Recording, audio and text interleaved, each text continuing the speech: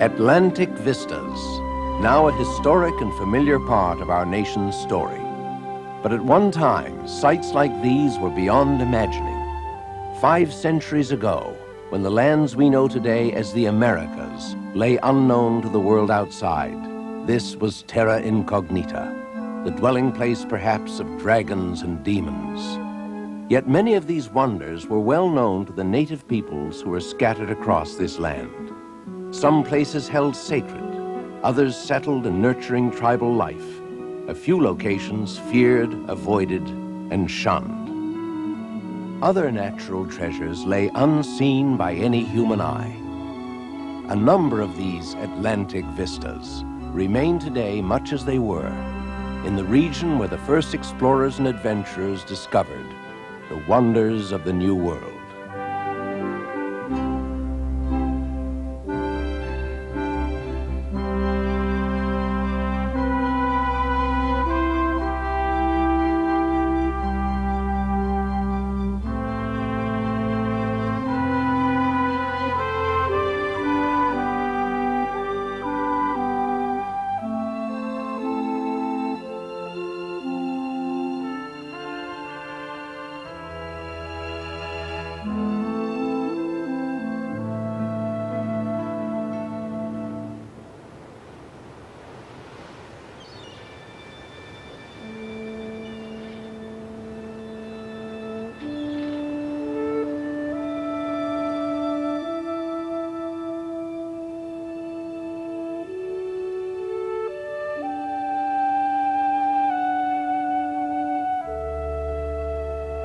Mount Desert Island on the coast of Maine.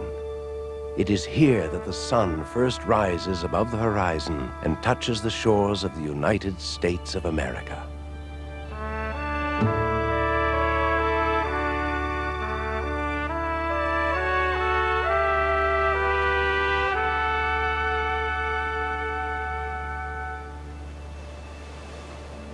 The first rays of sunlight reveal a domain of crashing waves against the jagged coastline, of dramatic headlands, of evergreen-bound lakes and mountains of granite.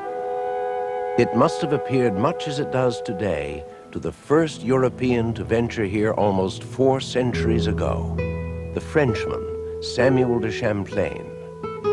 This island is very high and cleft onto 7 or 8 mountains. I named it l'Île des Monts Déserts. In English, this site remains Mount Desert Island, and much of the island will always remain wild, protected within the borders of Acadia National Park.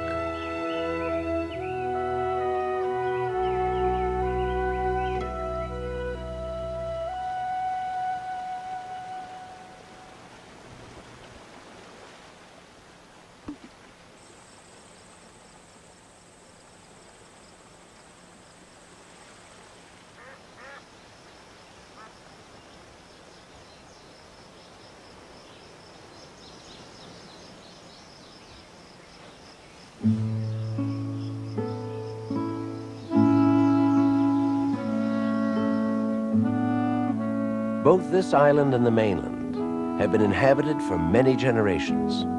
In fact, a strong streak of New England tradition runs deep in this region, a place where the human experience has been shaped by the challenge of the sea.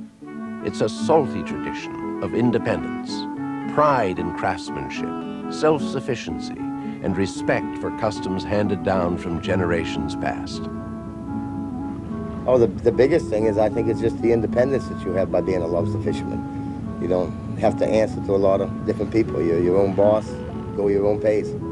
I like the independence part of it, and I like the harder you work, the more you get out of it. I've been lobster fishing for 30 years, out of Bar Harbor and around the shores of Acadia. Once you're a fisherman and get addicted to it, there's you know, you never think of retirement. It's something you're going to do until you're either physically unable to do it or you die.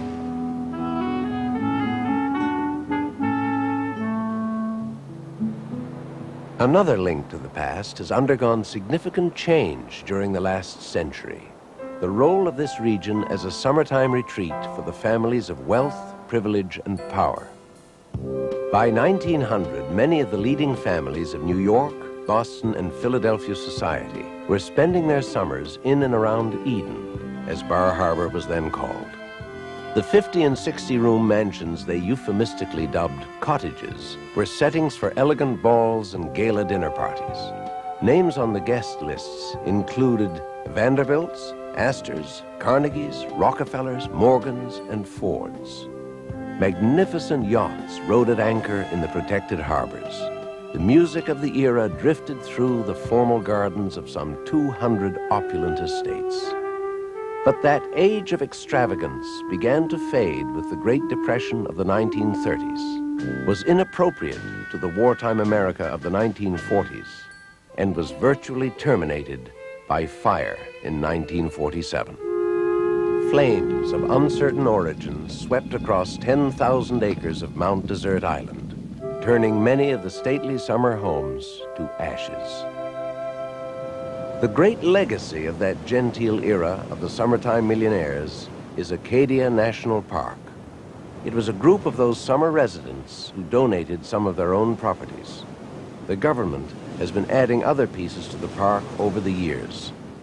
In 1919, Acadia became the country's first national park east of the Mississippi. John D. Rockefeller Jr. made particularly generous donations, including almost 1/3 of the total parkland, as well as a network of charming carriage roads. Rockefeller planned these carriage roads as an alternative way to enjoy Acadia without the intrusion of automobiles. And he paid for the construction of the entire 57-mile system with its 16 graceful stone bridges.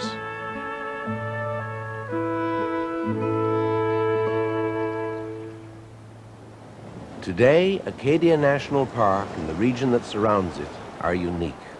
Here is a place where coastal New England can be experienced as it was when the only people were members of the Abnaki tribe who came by birch bark canoes to fish, dig clams, and pick berries.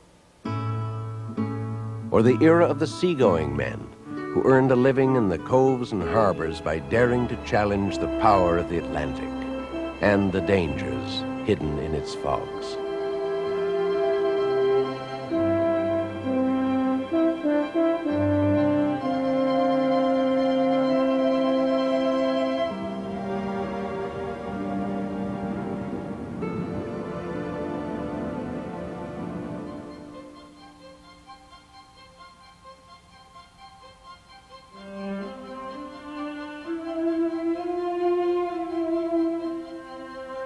Here in the teeming microhabitat of a tide pool,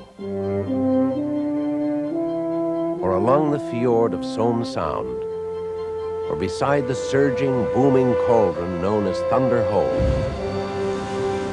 the visitor comes very close to the conflict, the interaction, the elemental drama of land meeting sea on the coast of Maine. It is these elements that dominate the mood and define the life in this unique portion of the New England coast.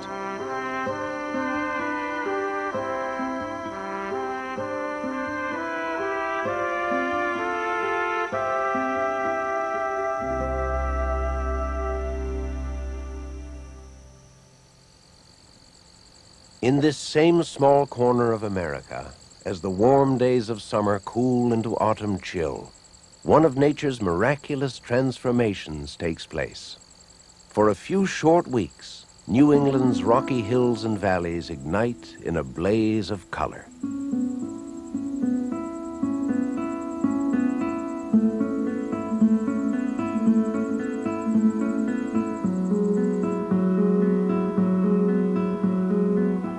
Far north, where the United States meets Canada, the change is perceptible as early as August.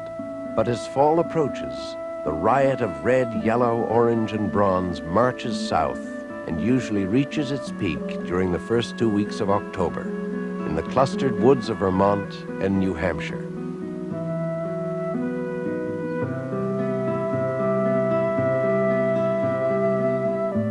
This phenomenon has long been a source of inspiration for storytelling and for science.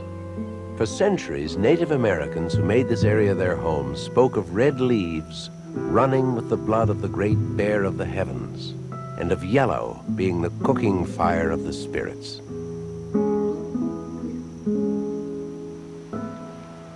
European settlers brought their own explanations in the form of science.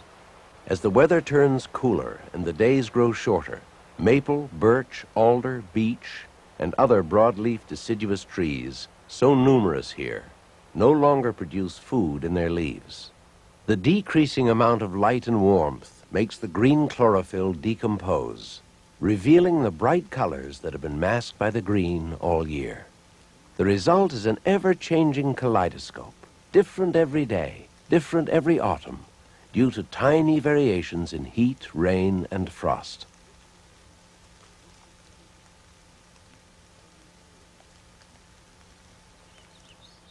If days are warm, maple trees produce sugar, but a cold night will trap the sugar in the leaf, producing an intense red. The greater the disparity in temperature, the redder the maple. And when at last no nutrients flow to the leaves at all, they wither and drop off.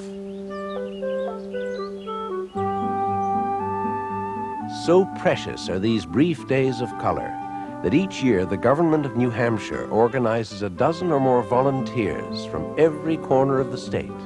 These leaf peepers call in to report on the latest changes in color as thousands of visitors flock to the White Mountains trying to catch the peak days.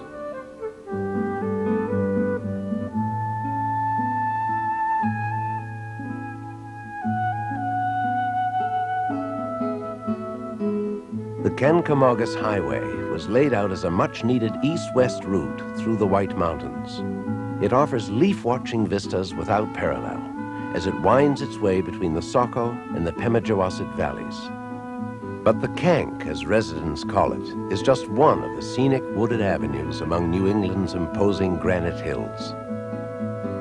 At Franconia Notch, nature provided a convenient mountain pass through which early pioneers clamored to establish farms, mills, and eventually the church-steepled villages that today characterize so much of the New England landscape. Later settlers domesticated the more rugged corners of the region, and in 1869 built the world's first and steepest cog railway to scale Mount Washington. The railway was an engineering marvel, a new technology of tilted boilers and cog gears engaging a center rack rail. It still runs today.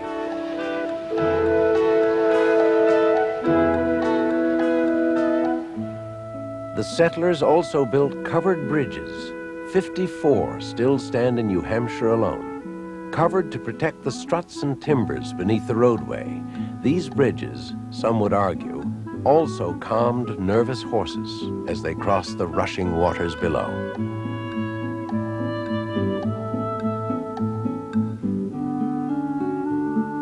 Among those who may have crossed these bridges were the poets who sang New England's praises. Longfellow, Whittier,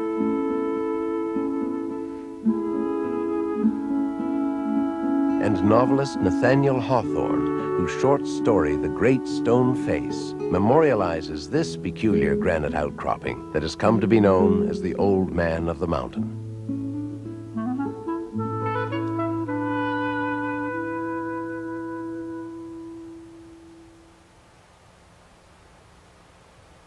This brief season of autumn inspired another New England poet, Emily Dickinson.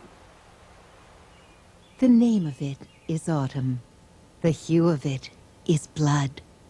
An artery upon the hill, a vein along the road, great globules in the alleys, and oh, the shower of stain when winds upset the basin and spill the scarlet rain.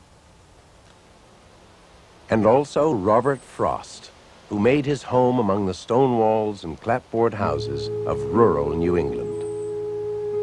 The same leaves over and over again.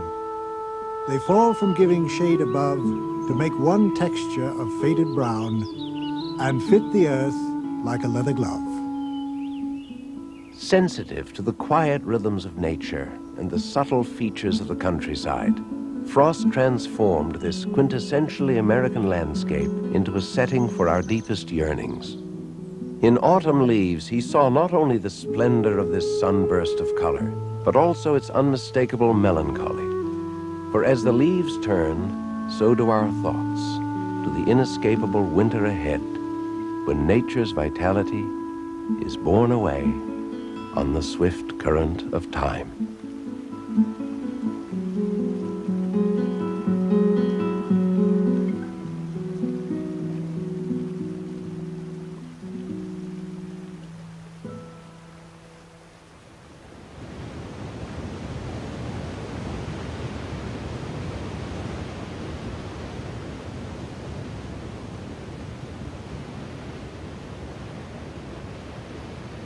Many of the world's waterfalls are higher.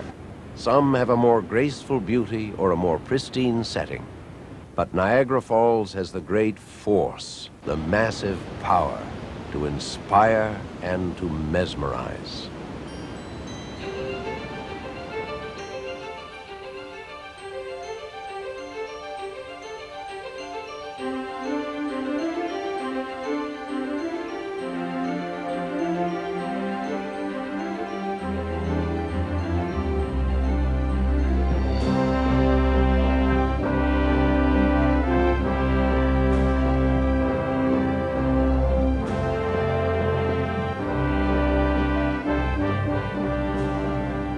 It is little wonder that the first European to describe the falls, the French missionary and explorer Louis Hennepin, reported that the waters of Niagara drop an exaggerated 600 feet, or that another 17th century traveler described the falls as 800 feet high.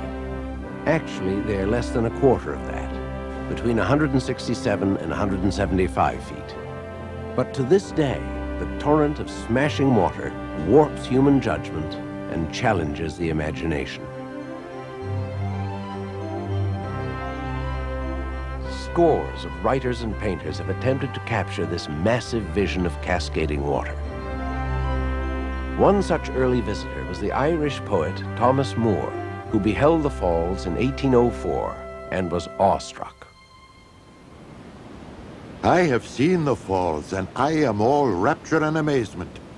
I felt as if approaching the very residence of the deity. It is impossible by pen or pencil to convey even a faint idea of their magnificence.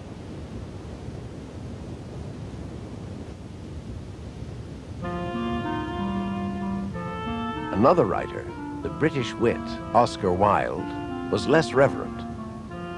Niagara Falls is simply a vast, unnecessary amount of water going the wrong way and then falling over unnecessary rocks.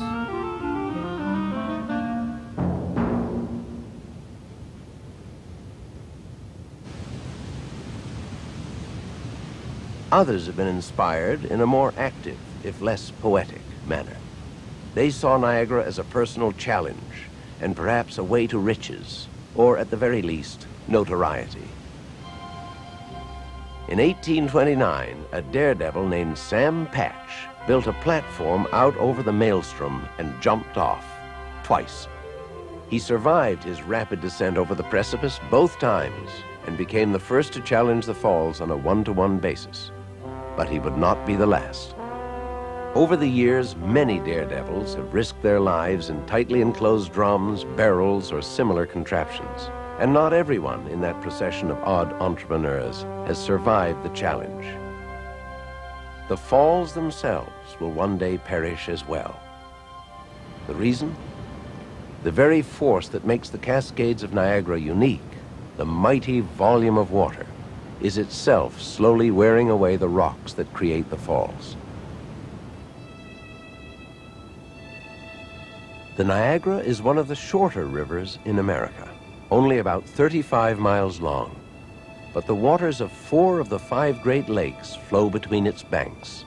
At times, this one river carries more water than Europe's Thames, Seine, Loire, Rhine, and Rhone rivers combined. And all that rushing torrent roars over the precipice of either American Falls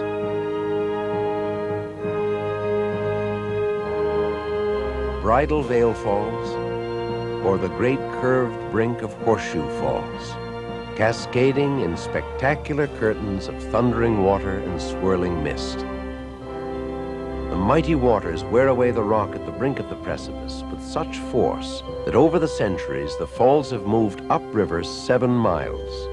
The gorge that stretches below is the aftermath. Engineering surveys kept for 150 years reveal that the ledge of Horseshoe Falls is receding at an average of 3 feet a year.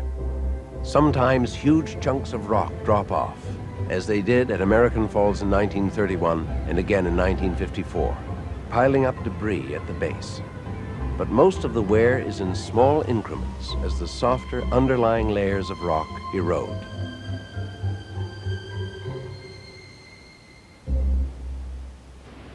Scientists believe that when the falls have cut their way upstream about another 2 miles, the great cascades of leaping water will begin to get lower and diminish into mere rapids, then eventually into one very swift-moving river.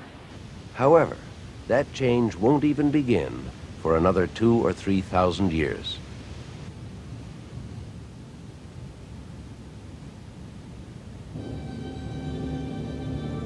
That leaves plenty of time for thrill seekers to put on their slickers and climb aboard the Maid of the Mist to a waterborne, spray-drenched close-up of the cataract.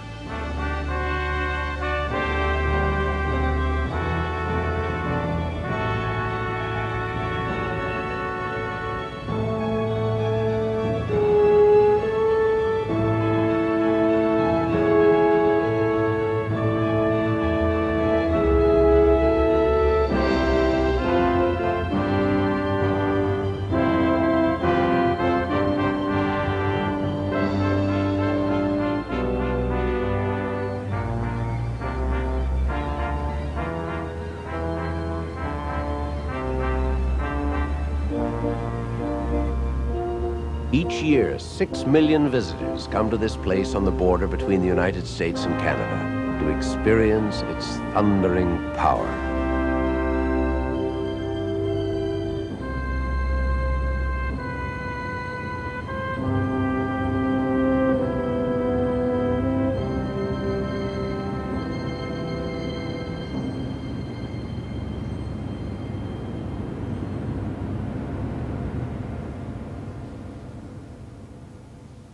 Now imagine Niagara Falls frozen in stone and moved to a gigantic cavern far beneath the surface of the earth. This is indeed called frozen Niagara, and it is just one of the fantastic formations lining the tunnels, halls, and twisting corridors of the most extensive cave system in the world.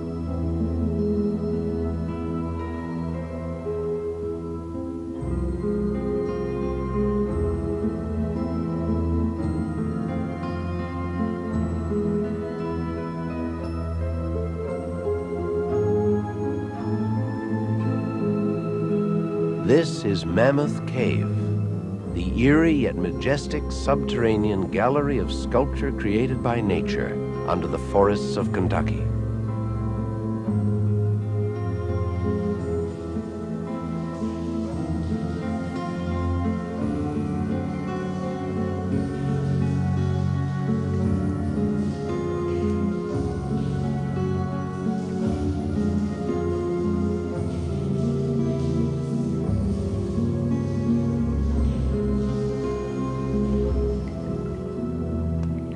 At least 3 rivers course through Mammoth Cave.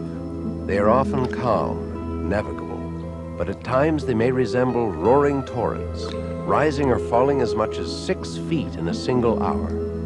These rivers feed lakes so crystal clear that they are all but invisible until the surface is broken.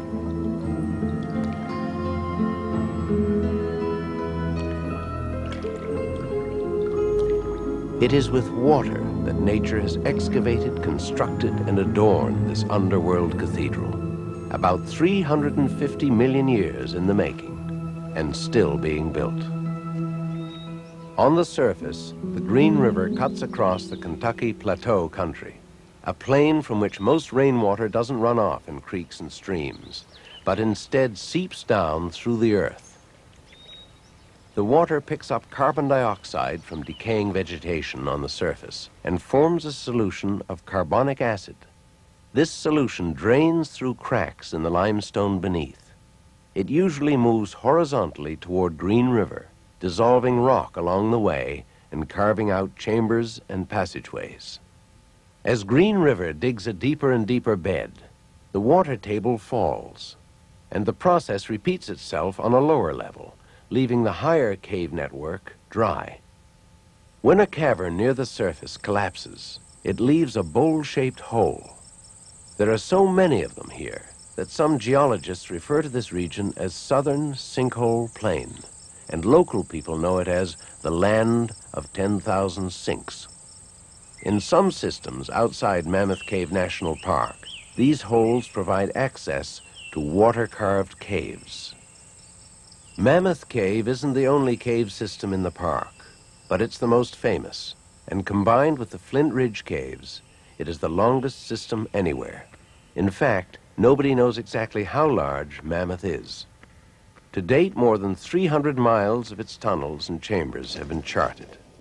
Scientific evidence suggests that there may be miles of this astounding natural masterwork still in darkness, unexplored and unseen. Human exploration of the great caverns goes back at least 3,000 years, perhaps longer. Many prehistoric artifacts have been retrieved, and numerous charred torches have been discovered as far as 2.5 miles down the winding passageways. Why prehistoric tribesmen mined here for minerals is still a mystery. Perhaps crystals were used for decoration or for trading. Possibly gypsum was utilized for paint, and mirabilite might have had medicinal applications. Legend has it that the first white man here was a hunter who stumbled upon Mammoth Cave while chasing a bear back in 1799. There are still remnants of the saltpeter mines that thrived here during the War of 1812. The British blockade had cut off America's foreign supply of that critical ingredient needed for gunpowder. But it had been found here in the soil lining the floor of Mammoth Cave. And during that war between England and the United States, the ore was mined by slaves and loaded into wooden vats. Water flowing through these pipes, really hollowed out tulip poplar logs, leached out the vital nitrates. The bulk of the ore was sent by ox cart and boat to DuPont, Delaware, for processing into gunpowder. Elsewhere in Mammoth Cave, the visitor comes across this unexpected sight, stone cottages. They date from a medical experiment gone wrong.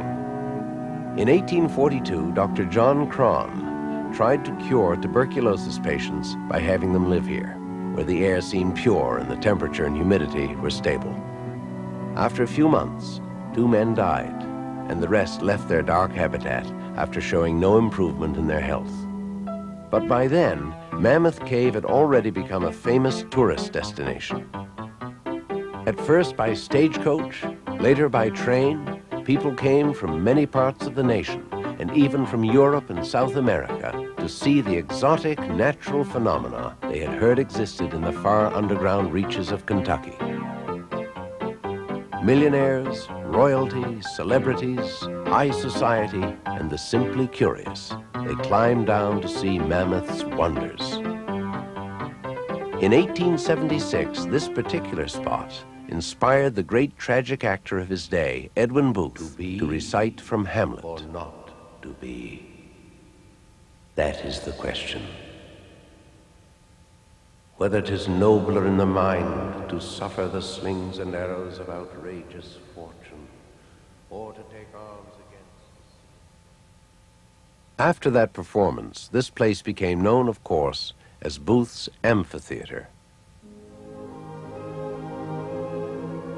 It was continuing a tradition started 25 years earlier when the most popular singer of her day, Jenny Lind, the Swedish nightingale, performed while sitting on a nearby formation, since christened Jenny Lind's Armchair.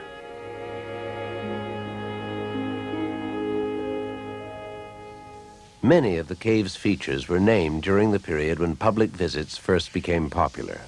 passages, rooms, and formations honored not only people, but gods, biblical and mythological places, impressive buildings, streets, and everyday objects. And sometimes it was just a matter of whimsy or humor. Thus, walking through the cave, visitors find themselves at the ruins of Karnak.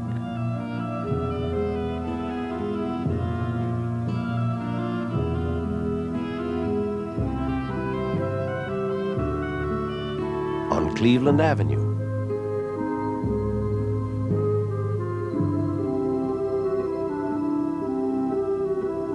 Inside the drapery room.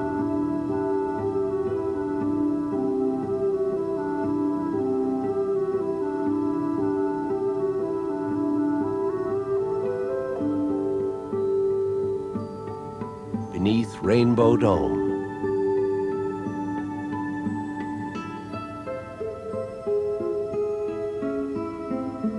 Or beside the river Styx.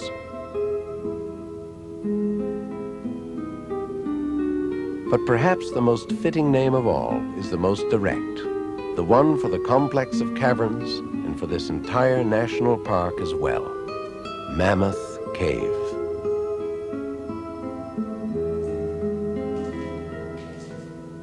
It is a unique experience, walking this pathway deep beneath the Earth's surface.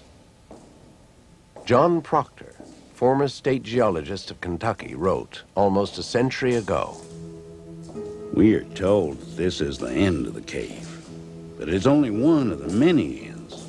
And some of the avenues have been closed by fallen rocks or by the stalactite growth.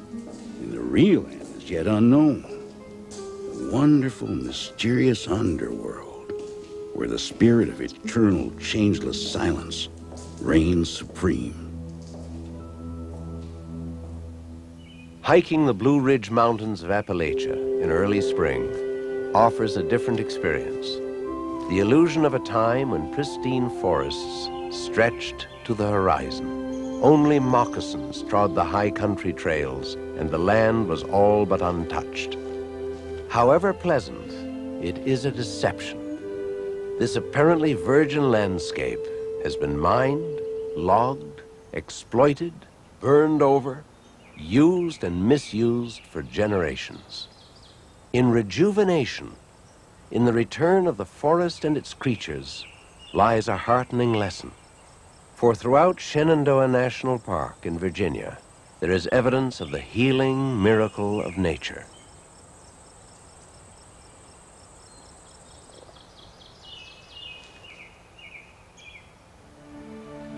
Forests have reclaimed 95% of Shenandoah National Park. But within its 300 square miles exist relics that speak of a human past. More than 100 cemeteries are within the park boundaries. Headstones in the forest engrave history on the land, the intertwined lives of Native Americans, servants, African slaves, and the independent mountain people, whom Edgar Allan Poe described as fierce and uncouth races.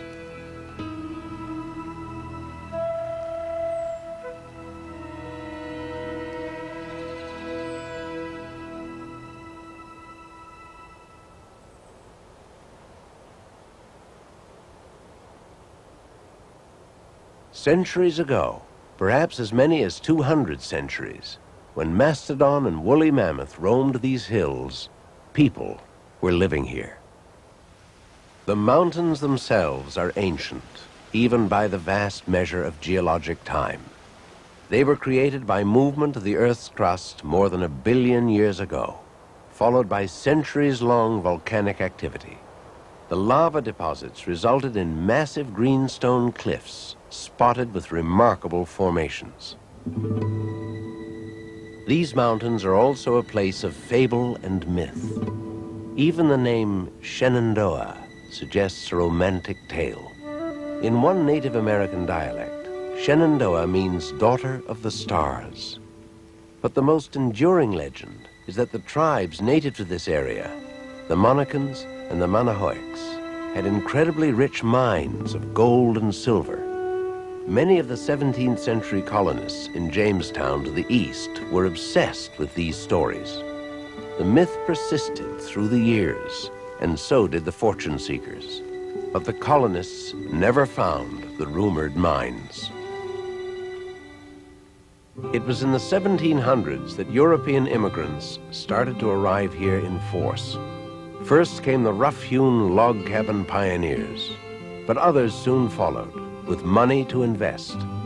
They became masters of large plantations.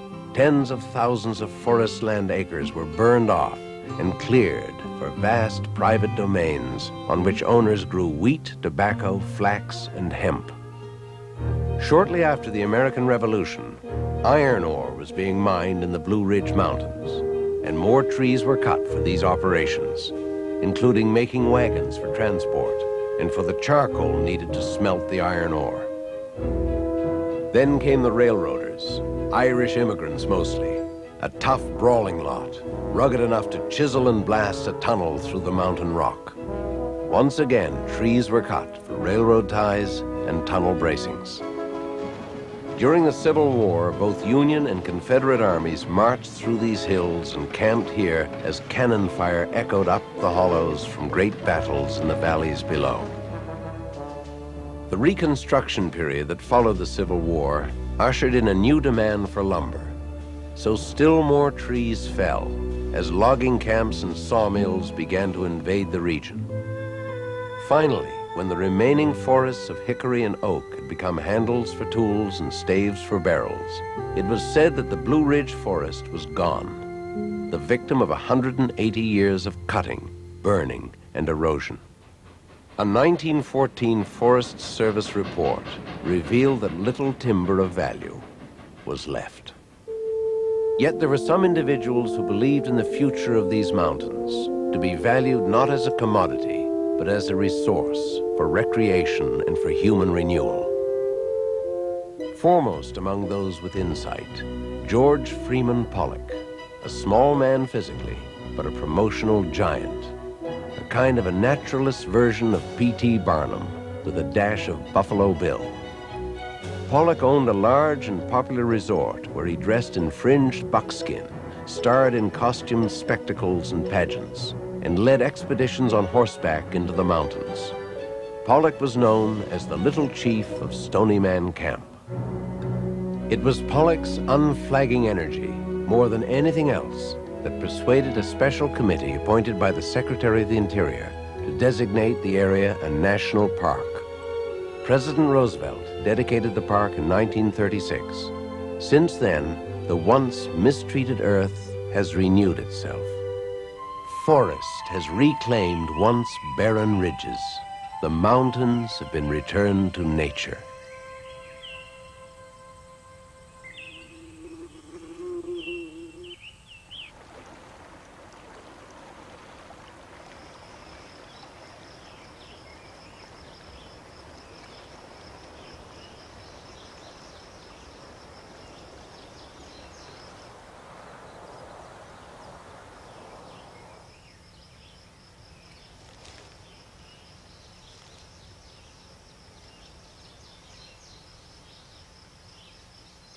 Today, nearly 500 miles of footpaths crisscross the park, including 95 miles of the Appalachian Trail.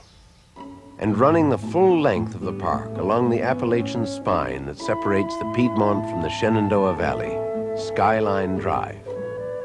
Each of the 66 scenic outlooks along the way offers a different and inspiring vista.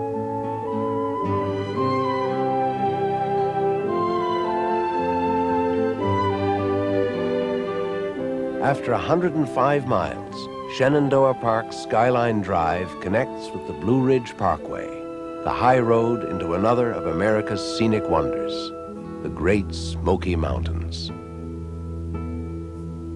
It was the original inhabitants who gave this fascinating realm the name that it bears to this day. The Cherokee, who lived in the valleys and along the river bottoms, called it Shakonegay, the place of the blue smoke. The haze that constantly drifts, slides, and shifts across the ridges brings to this Appalachian land an undeniably mysterious mood.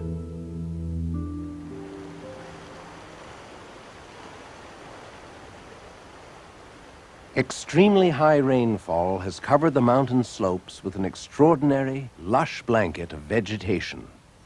Dogwood and wildflowers line the cascading streams.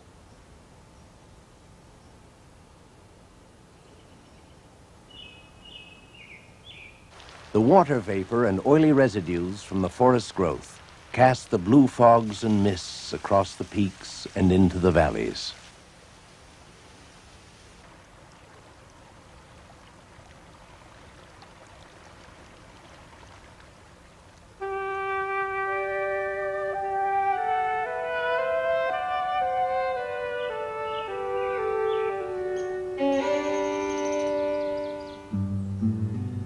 Settlers from the British Isles found their way here in the late 1700s and early 1800s, Irish, Scots, and English. They built simple cabins back in the coves. Life was hard and farming was difficult in the rocky soil. But by fishing, hunting, and gathering berries and honey, the settlers became self-sufficient and fiercely independent. The frontier of America, meanwhile, was pushing west. Appalachia was bypassed, which seemed to suit many of the mountain people just fine, for they had created their own unique style of living.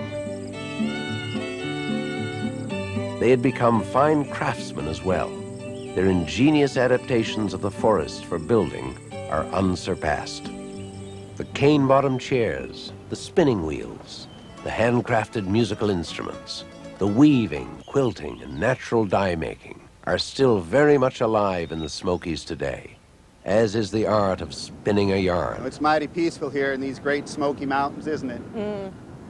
Long ago, all the people lived in peace. A snug valley called Cades Cove on the Tennessee side of the national park is a repository for the culture of the great Smoky Mountain people, an individualistic, self-reliant breed who take pride in craftsmanship dictated by a maxim of these hills: make do or do without.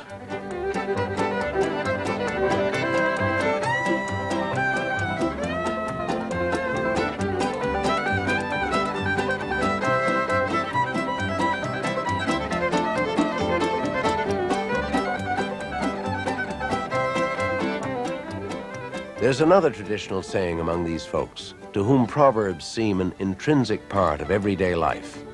It goes, God respects you if you work, but he loves you if you sing. In the Great Smoky Mountains that touches the sky, where a man is born free.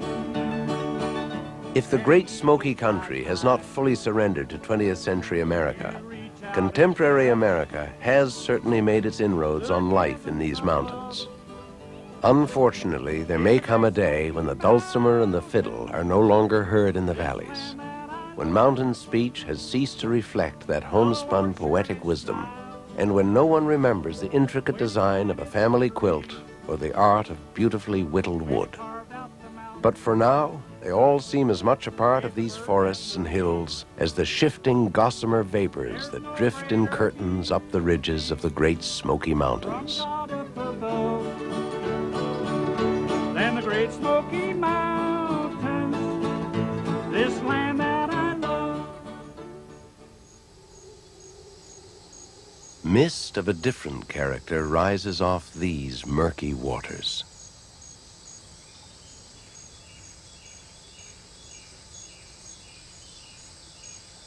It almost seems to lurk, hovering over the drooping moss. It creeps along the oozing earth and hides the watchful eyes of a floating alligator.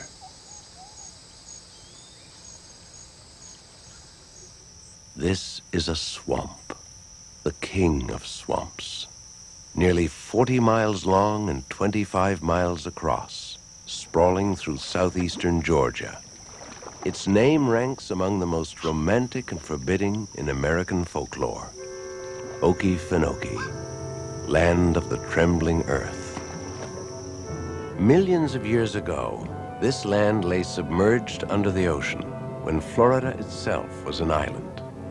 Over the millennia, the waters receded. But according to one theory, this shallow depression in the ocean floor refused to dry out.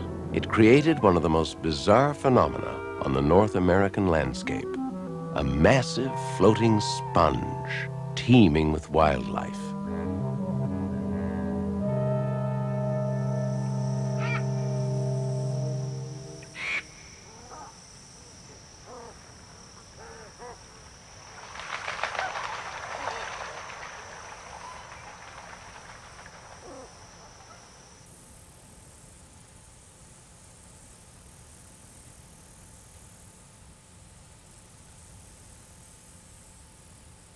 Here at Okefenokee, vegetation is in a constant state of decay.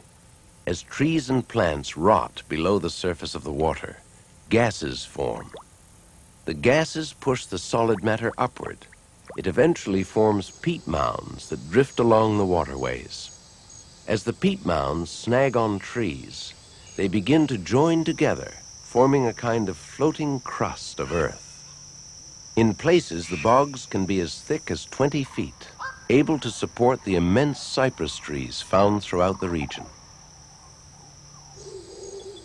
The Creek and Seminole tribes that first settled here in the mid-1700s found that some of these islands could support year-round communities.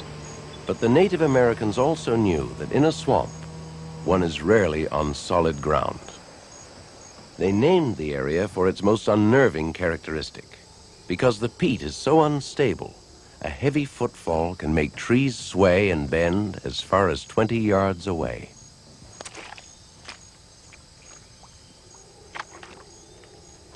After early settlers drove the Creek and Seminole out in the 1830s, Okefenokee became the stuff of legend. There were rumors of outlaws in hiding, of Civil War prisoners and deserters, and of runaway slaves. But more likely, there were just a few homesteading pioneers. Composer Stephen Foster honored these men and women and the Suwannee River in his song, Old Folks at Home.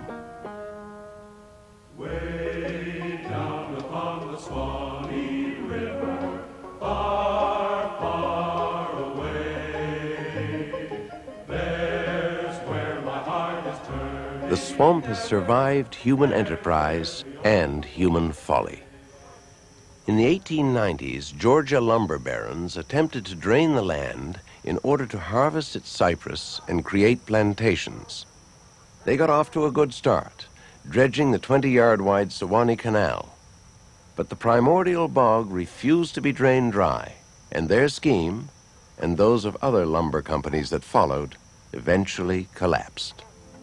The man-made canal remains, today providing access to the swamp's prime attraction, its animal life. Since 1937, nearly 4/5 of the swamp has been protected as the Okefenokee National Wildlife Refuge, the largest in the East. Between 10 and 20,000 alligators roam these waters. They're usually seen lounging about on a riverbank or a log. It's not that they're lazy. As cold-blooded reptiles, they have to soak up the sun's rays in order to function.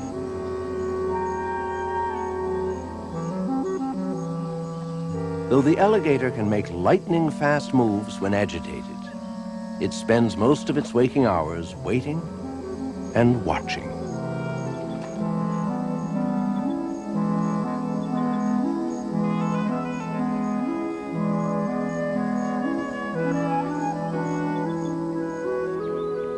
The refuge is also home to raccoons, otter, and countless birds, including the white ibis and black vulture.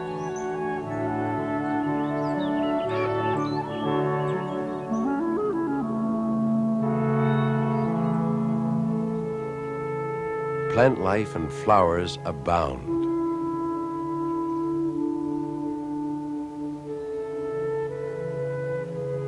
Ever present is the cascading Spanish moss, not really a moss at all, but a rootless plant that derives all its nutrients from air and rain.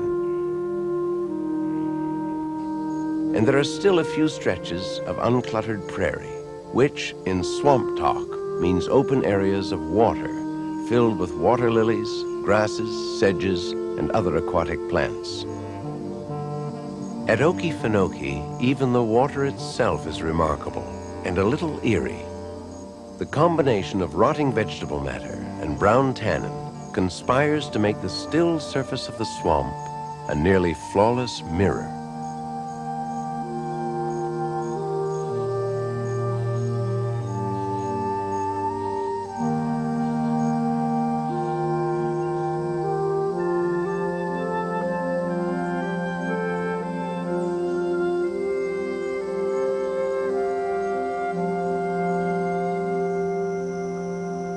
As in the last century, flat-bottomed john boats steered by pole, as well as canoes and kayaks, remain the only sure ways to maneuver through quaking Okefenokee. But the labyrinth of waterways made an ideal setting for Prohibition-era moonshiners, and for hermits today.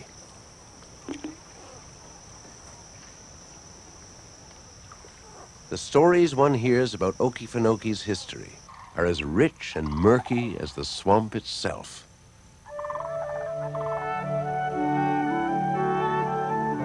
Everything here seems to play a trick on the imagination, to challenge the eye, to confound and confuse, to whisper something important, and to keep something secret. The swamp remains an ever-unfolding mystery, with origins reaching back to the dawn of the land. When the chill of fall tells the great winged flocks that it's time to leave the Okefenokee, many of the birds come to rest just 350 miles to the south, in a place with mysteries and secrets of its own.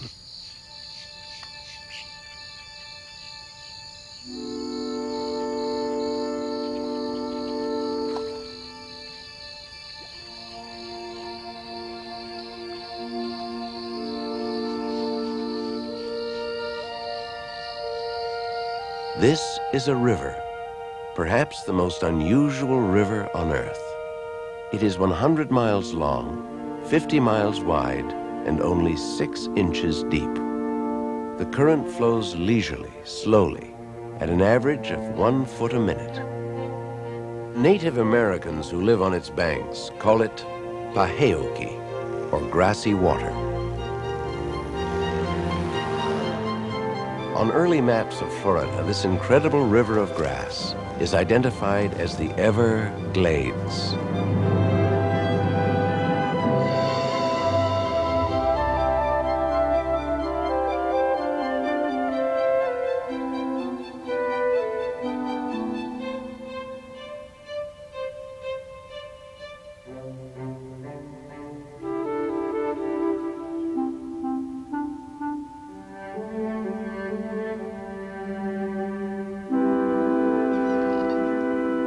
Covering the entire southern end of the great Floridian Peninsula, this is one of the most abundant natural ecological systems that ever evolved.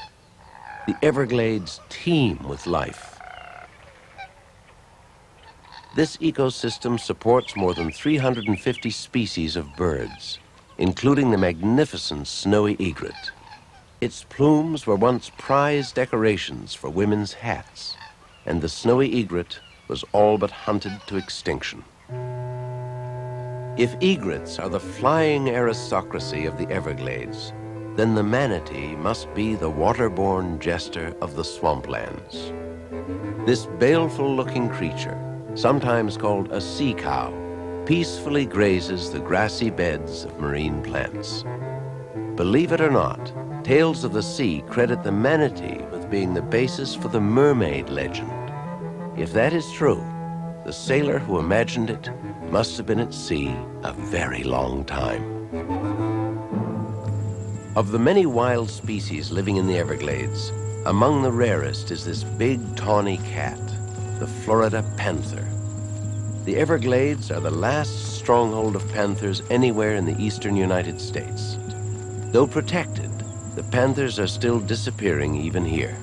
where the environment itself is in a constant state of renewal and change. After late winter drought has dried the river grass, lightning-induced fires sometimes sweep through the Everglades. When autumn storms churn in from the Caribbean, they can wreak devastation, but also build new habitats as sand, silt, and earth are shifted and redistributed. Today, mangroves, trees that can grow in salt water, are spreading in vast groves from the southwest as less and less fresh water makes its way downstream. Silt and mud collect around the mangrove roots, gradually turning swamp into solid land. The wild population of the Everglades is changing too. More and more West Indian creatures, mostly birds, are finding their way here from the islands of the Caribbean. It is an uncommonly fragile environment, one of conflicts, contrasts, and continual interaction and adjustment. The Everglades are one of America's richest wildlife regions.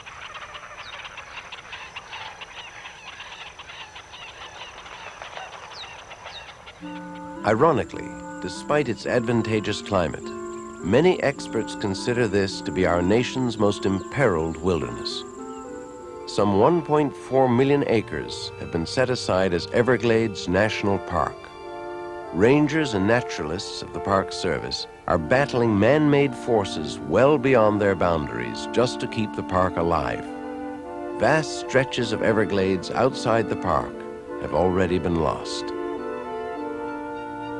70 miles to the north, at the headwaters of the River of Grass, is Lake Okeechobee, the wellspring for life through much of southern Florida.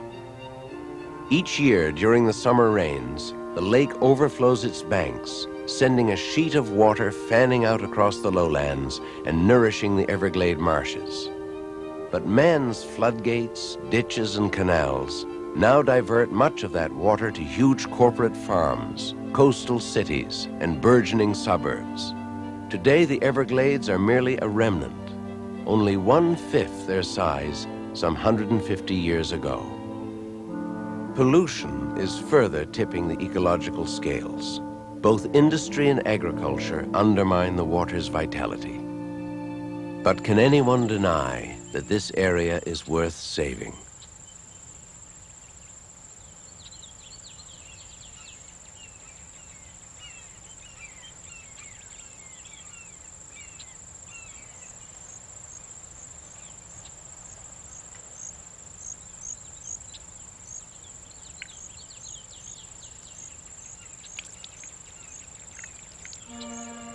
Even in its diminished state, the Everglades are impressive.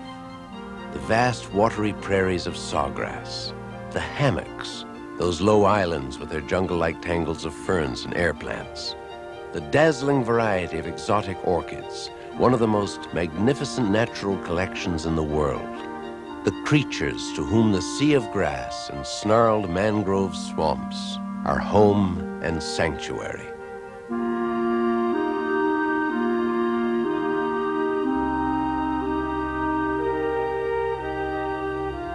A wilderness at high risk. It serves as both a poignant reminder and a cautionary note. The scenic wonders of America are treasures not to be owned, but to be held in trust. And every one of us is a trustee.